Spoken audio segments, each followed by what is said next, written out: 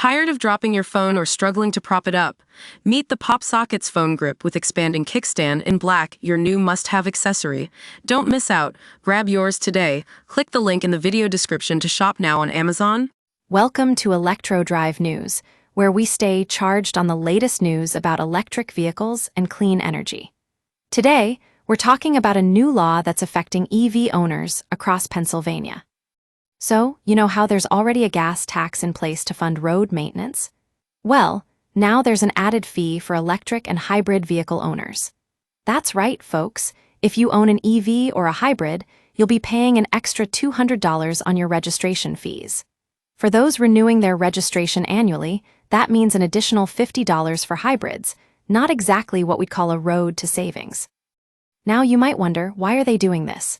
Well, according to PennDOT, the state's transportation agency, the new fee is designed to help fund road maintenance and improvements. But some EV owners aren't buying it literally. I spoke with Angel Diaz Jr. from Pittston, who had a few choice words about the new law. He asked, if they're taxing gas vehicles, which were less popular back then, why not use that money to fix the roads in the past? And that's a fair question. The good news is that there are some savings opportunities for EV owners out there.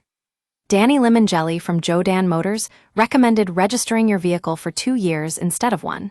That way, you'll save $100 on the registration fee over time.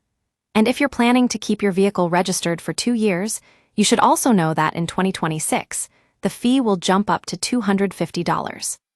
So there you have it, folks, a new law affecting EV owners in Pennsylvania. We'll be keeping an eye on this one and bringing you more updates as they come. That's all from Electro Drive News for today.